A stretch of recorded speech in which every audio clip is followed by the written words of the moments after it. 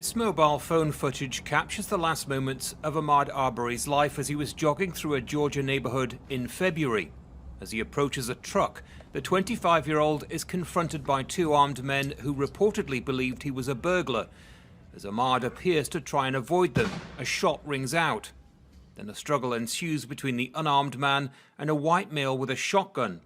More shots ring out as Ahmaud is shot point blank before stumbling to the ground. Elijah Muhammad has said something which perhaps a lot of us white people have misunderstood.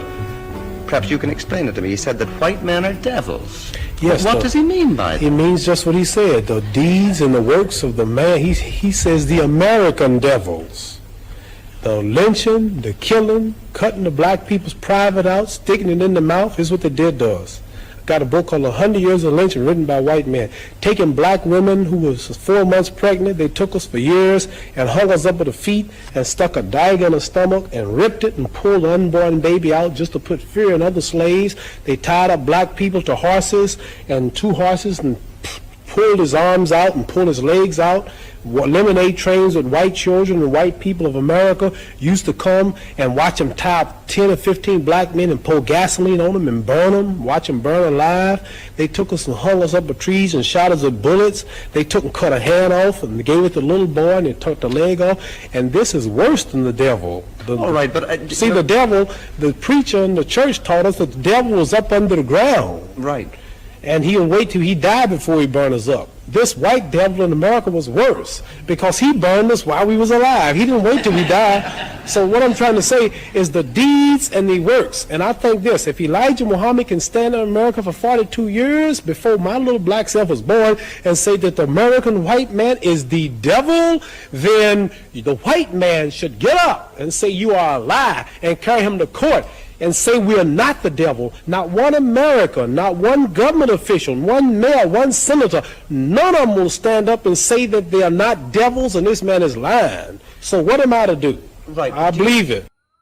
Brakataya Hawa, Brakataya Hawa Shah, Brakataya Hawa, Brakataya Hawa Shah, Brakataya Hawa, Brakataya Hawa Shah, Call Allah Yahweh Bashem Yahweh Bashem Rakakwadash, Shalom Yasharala. Now, I don't subscribe to the practices nor all of the beliefs of the Nation of Islam. I'm a Hebrew Israelite. I willingly submit to Yahweh, yes, but I'm no Muslim. That being said, a young Muhammad Ali got this one right. This Israelite man who obviously posed no threat, carrying no weapon, wearing shorts, in no visible possession of the proceeds pursuant to an indictable crime, particularly the alleged break and entering in which these devils contend was the reasoning for them exhibiting the lethal force which took his life. The manner in which they set out to apprehend him shows the undeniable intent of these southern fried rednecks. And I mean no disrespect to my southern counterparts, but this was a modern day lynching televised, captured on video by an onlooker who is also under investigation. Despite the way he was profiled and the manner he was killed, my contention is with the wheels of justice and the overall justice system that dragged their feet. And I say feet because the wheels ain't turning at all. For more than 2 months, law enforcement did not charge the McMichaels, who are white and no doubt Edomites, until the shooting gained national media coverage and widespread notoriety, obviously sparking anger and outrage in the global community. And why did it take another alphabet agency to come in, wage an investigation and place charges on the accused? Because the eldest McMichael had worked as a police officer and a detective for the local district attorney for more than 30 years. This is Psalm chapter 94, verse 20, and it reads, Shall the throne of iniquity have fellowship with thee, which frameth mischief by a law? The long and short of it being, can the average Israelite male expect justice from a system that is clearly hell-bent on his persecution? If you believe so, yes, then ask Bill Cosby how prison food tastes. Not saying he's not guilty of taking advantage of those young women. I wasn't there, I don't know. But under the statutes of the law, he most certainly is.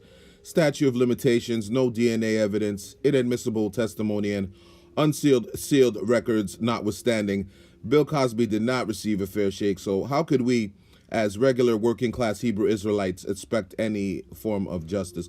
The whole idea of policing stems from slave patrol, the deterrent for potential runaway slaves, a practice born in the antebellum or plantation era United Southern States, by the way. And so when I say the legal and criminal justice system was set up with the detriment of you, Jake, meaning the persecution, pain, and suffering of you Israelites in mind, the expectation of any form of justice for me in 2020 does not exist.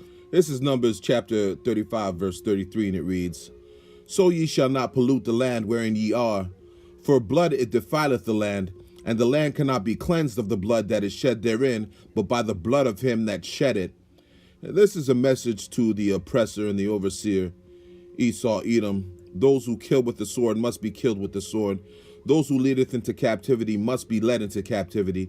This is the new kingdom and rulership that is awaiting you devils that profile, falsely and unjustly accuse the apple of Yahweh, whom the world ignorantly call God's eye.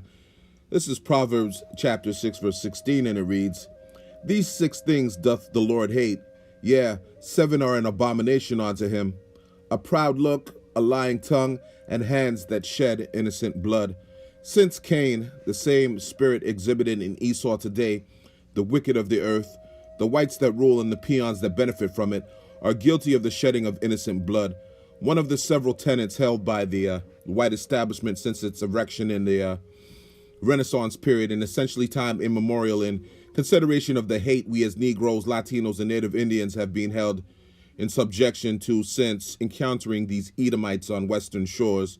And this is the very violence amongst men, period, you can expect Israel during the time of Jacob's trouble coming very soon, when all hell breaks loose. There will be no video footage to champion our cry for justice. Really, there are no words I can muster to make you understand how dire the times are that lay ahead.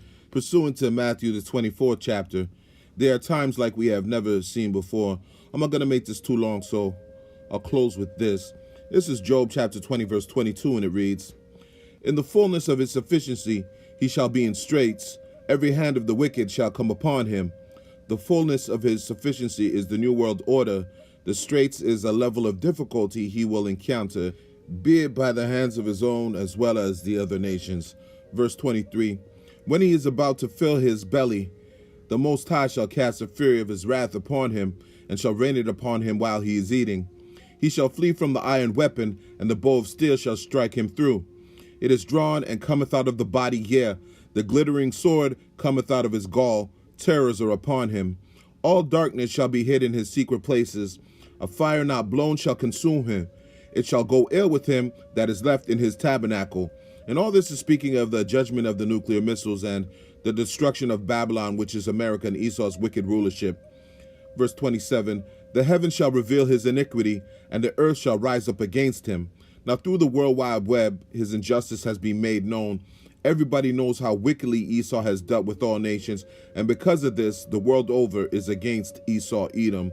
"The increase of his house shall depart, and his goods shall flow away in the day of his wrath."